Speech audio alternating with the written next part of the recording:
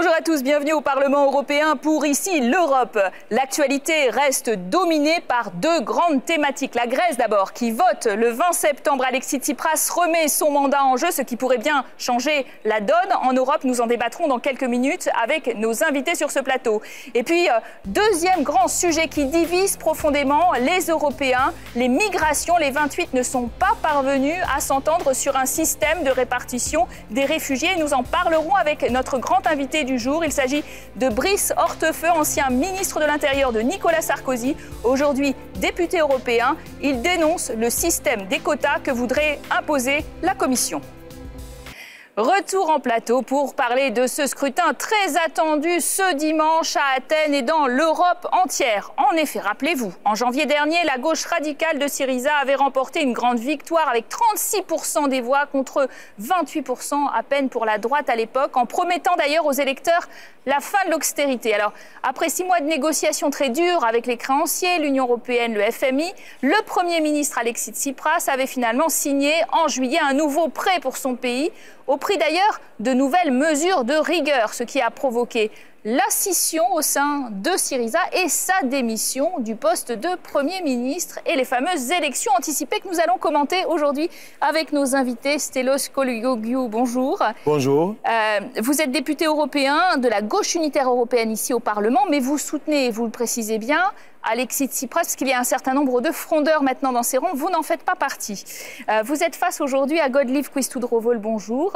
Députée européenne, vous qui nous venez d'Allemagne, un pays qui regarde toujours de très près ce qui se passe en Grèce, de la CDU, le parti d'Angela Merkel, donc parti populaire européen au Parlement, précisons-le. Alors, est-ce que Alexis Tsipras n'a pas pris un véritable pari risqué avec ces élections anticipées où il espérait emporter au passage, puisqu'il est très populaire encore, une majorité absolue et puis... C'était inévitable de prendre ce pari parce qu'il a perdu la majorité au Parlement.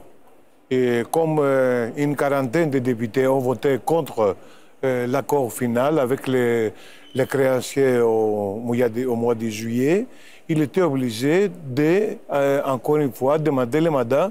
Et aussi, il faut ajouter que les promesses qu'il a faites au janvier étaient différentes de ce défi d'aujourd'hui, qu'il est de faire marcher ce programme adopté.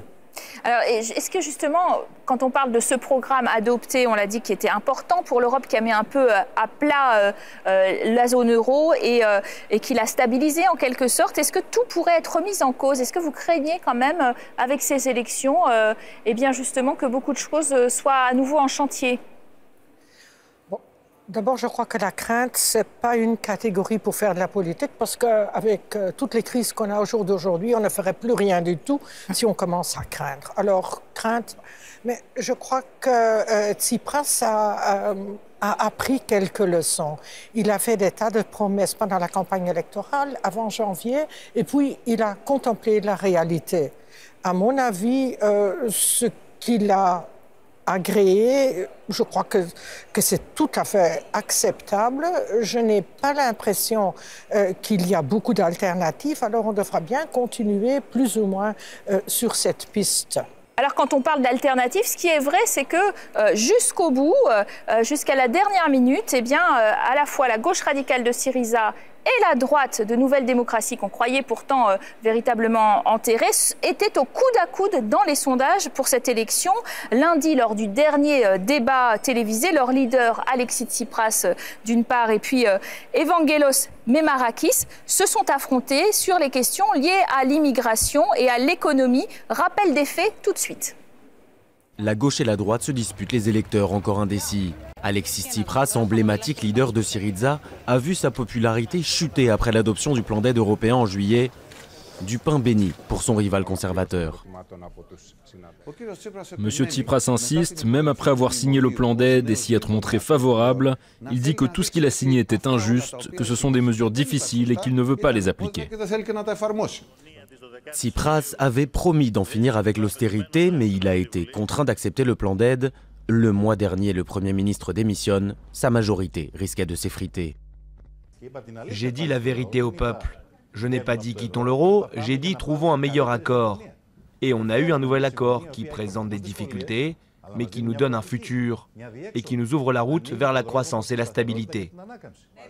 Evangelos Meimarakis veut, lui, récupérer les électeurs déçus. Le chef de file de Nouvelle Démocratie promet une politique pro-patronat et même des réductions d'impôts. Monsieur Tsipras et son gouvernement ont fait fuir tous les investissements et ils ont fait peur aux investisseurs potentiels. En quelques semaines, le leader de droite a fait grimper son parti dans l'opinion publique. Crise économique, tensions migratoires, des thèmes phares dans une nouvelle étape pour le pays. Le mois prochain, la Grèce devra adopter un nouveau paquet de réformes promises à l'Union européenne. Comment vous expliquez ça? On croyait en effet que les anciens partis étaient disqualifiés dans l'esprit des électeurs. On a M. Samaras qui a renoncé à cette présidence de parti. Il est remplacé par ce fameux Meimarakis. Et puis, il remonte dans les sondages. Qu'est-ce qui se passe exactement selon vous? Ce n'est pas que la Nouvelle Démocratie remonte, c'est que Syriza, pour le moment, chute par rapport aux résultats de janvier. Et ça, la raison pour ça, c'est qu'il y a beaucoup d'électeurs indécis qui sont en même temps décis de l'accord final qui a été fait au mois de juillet, vous voyez. Et puis, il y a une fronde avec l'ancien ministre de l'énergie, Lafazanis, qui effectivement dit non, il faut voter pour mon nouveau parti, Union Populaire. Donc, ça disperse les voix. Oui, évidemment. Selon les sondages, ils prennent 3%. Ils sont crédités de 3% des votes. Alors, ça aussi fait une espèce d'hémorragie aux électeurs. Mais encore, il y a pas mal d'électeurs de Syriza qui n'ont pas encore décidé. Et je pense que c'est un atout de Syriza lorsqu'on va aux élections. Quel serait le meilleur cas de figure pour l'Europe, finalement? Parce que l'Europe a eu véritablement peur quand elle a pensé que la Grèce ne rembourserait plus ses dettes. Et aujourd'hui, eh bien, on avait l'impression qu'elle avait trouvé un chemin avec M. Tsipras. Finalement, l'Europe soutient Tsipras. Écoutez, l'Europe soutient... Eh bien, c'est une bonne question. Je vais vous dire, c'est tout à fait personnel ce que je dis. Et ce n'est pas du tout supporté par n'importe quoi de mon groupe. Mais personnellement, moi, je crois que Tsipras, comme il est jeune et comme il est enthousiaste, s'il garde un certain sens des réalités, qu'il peut faire quelque chose, je vais vous le dire franchement. Mais à part ça, évidemment, nous sommes très contents, comme groupe populaire européen, que la Nea Democratia fait un bon score. Mais pour l'instant, c'est un score dans les opinions. Ce ne sont pas encore des voix. Cela vaut pour Syriza aussi. Hein. Je crois que si la Grèce parvient à avoir un gouvernement qui est un gouvernement stable et un gouvernement, je dirais, d'une grande majorité au centre, que pour les années suivantes, il doit y avoir moyen de faire des réformes, d'avoir un certain plan d'austérité et aussi et surtout d'avoir une relance économique. Monsieur Koulouglou, je vous vois regarder avec intérêt, mais finalement, il y aura peut-être la nécessité de faire des alliances. Hein, si Syriza n'a pas cette fameuse majorité absolue, avec la droite, pourquoi pas, de Nouvelle Démocratie, avec Potami, d'autres partis centristes, on parle évidemment aussi du PASOK. Est-ce que ça, c'est maintenant quelque chose qui est une nouvelle donne politique en Grèce? Oui, écoutez, on a besoin de stabilité politique. On ne peut pas organiser des élections après des élections. Qui coûte cher en plus, 100 millions d'euros déjà de plus pour 3 élections cette année. Hein. Oui, mais quand même c'est la stabilité politique, c'est l'économie qui souffre à cause de ça. Même s'il y a des résultats, cette semaine, on a eu des résultats très positifs à l'économie d'ailleurs. Le surplus primaire a été renforcé par rapport à l'année dernière et tout ça, mais quand même, on a besoin de stabilité politique et économique. Et pour ça, il faut de stabilité politique, de gouvernement stable. Alors, Syriza doit faire tout ce qu'il faut pour avoir une majorité, mais quand même, il faut éviter de faire des alliances avec des politiciens ou des partis corrompus qui sont responsables parce qu'ils ont conduit le pays à la faillite. Ça c'est vraiment qu'il faut éviter parce que vraiment les gens ne seront pas contents. Alors, le problème aussi pour la Grèce, et ça a été très patent lors de ce dernier débat télévisé, lors de toute la campagne, c'est bien sûr la charge des migrants qui pèse sur elle, avec une île de Lesbos, par exemple, proche des côtes turques, qui est totalement débordée par l'afflux, et Alexis Tsipras qui est justement attaqué sur cette ouverture de porte. Est-ce qu'il y a une autre politique possible alors que les États européens ne sont pas solidaires ?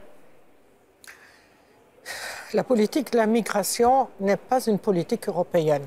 Je vais dire malheureusement, mais ce n'est pas de la compétence de l'Union européenne. L'Union, mais aussi ici le Parlement, pour parler clairement, peut faire des propositions, mais c'est aux États de les accepter ou au moins c'est aux États d'agir. Alors là, je trouve que c'est dommage, mais pour l'instant, il n'y a pas moyen de faire beaucoup. De faire une politique centralisée sur la migration. Sur ce, je dois dire franchement que j'ai l'impression qu'aussi longtemps que les migrants étaient au bord de l'Europe, qu'on n'en a pas assez tenu compte, qu'on ne s'est pas réalisé qu'ils ne resteront pas au bord de l'Europe, ils arriveront à un certain moment au cœur de l'Europe. C'est le cas en Allemagne, bien sûr, mais pour l'instant, l'Allemagne est seule à défendre ce système de quotas. Alors, est-ce que c'est vrai qu'il y a eu trop une politique qui peut faire débat sur les migrants en Grèce? Écoutez, la Grèce, la société grecque a réagi très bien en ce qui concerne cette nouvelle vague sans précédent des immigrés. Il y a partout des volontaires, il y a des groupes qui soutiennent les immigrés qui arrivent et tout ça. Mais ce qui est dommage, c'est que quelquefois, on a trouvé encore une fois le bouc émissaire, the usual suspect. Et le bouc émissaire, c'est encore une fois la Grèce qui ne fait pas son boulot, n'est pas si organisée, c'est ça.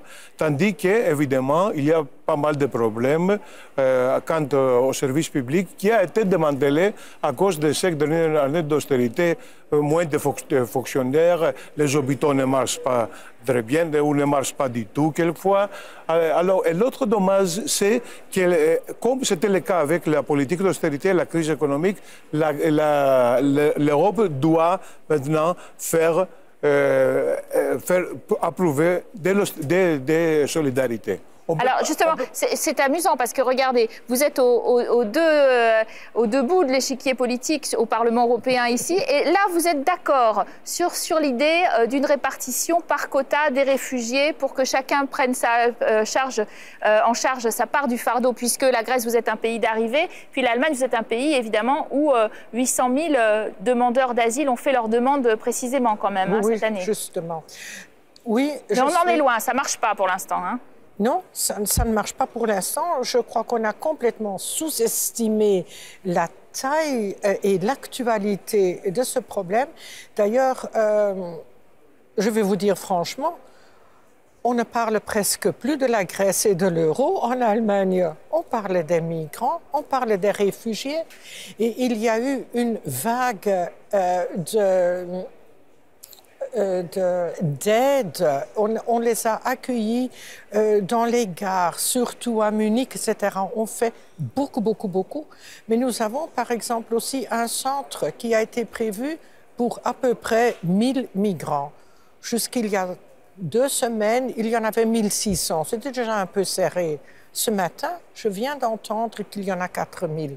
Oui, mais même pour un pays comme l'Allemagne, ça ne se gère pas directement. Je crois que nous devons arriver à une politique commune et à une solidarité commune. Et alors là, en l'occurrence, est-ce qu'on fait suffisamment pour les Grecs? C'est une vraie bonne question. C'est-à-dire, quand on leur propose des prêts, quand on leur propose des aides, aussi les fonds structurels qui aident à l'intégration, est-ce qu'elles sont suffisantes en Grèce ou est-ce que c'est une de vos réclamations aussi que ça soit mieux pris en compte, le phénomène migratoire? Non, écoutez, il faut partager toutes les... Si on sème des bombes, on va récolter des réfugiés politiques. Alors, si on bombarde Irak et puis on bombarde la Syrie et tout ça, il faut attendre des réfugiés. Et c'est ça, là, les racines du problème. Alors, il y a des pays, comme c'est le cas avec la Grande-Bretagne, qui ont provoqué cette Frankenstein, l'État islamique, à cause de l'évasion en Irak. Et alors, maintenant, ils ne veulent pas prendre leur part de responsabilité. Oui, ils ne payent pas beaucoup pour la Grèce, la Grande-Bretagne. Ils ne font pas partie de la zone euro, etc. D'accord. Est-ce que, pour conclure... Ça fait partie de l'Union européenne, ça fait partie de... Oui, je crois aussi. Je crois que vous avez tout à fait raison. Il faut d'abord essayer d'éliminer les causes. Et après, ou en même temps, de voir quels sont les effets. Et il s'agit d'hommes. On doit vraiment se dire, ce n'est pas une crise financière, ceci. C'est une crise profondément humaine. Alors, pour conclure sur la Grèce, ce scrutin va changer la donne en Europe? Non, je ne le pense pas. Mais il faut donner l'espoir à l'Europe, notamment à l'Europe du Sud. Si Syriza gagne, on va garder l'espoir qu'on peut changer, modifier la politique d'austérité qui a eu des effets catastrophiques au sud de l'Europe, pas seulement en Grèce. Un nouveau départ peut-être après ces élections? Encore un autre? Si on a une majorité stable et que maintenant on a fait les négociations et on peut commencer, je crois que oui, c'est un nouveau départ. Et évidemment, j'espère que le parti affilié à notre groupe gagnera beaucoup de fois aux élections. Merci à vous d'avoir bien défendu vos points de vue. Merci à vous de nous avoir suivis. Vous restez en notre compagnie pour notre deuxième partie, en compagnie d'un grand invité qui s'intéresse beaucoup aux migrations, puisqu'il s'agit de Brice Hortefeux, ancien ministre de l'Intérieur de Nicolas Sarkozy. À tout de suite, juste après la pause.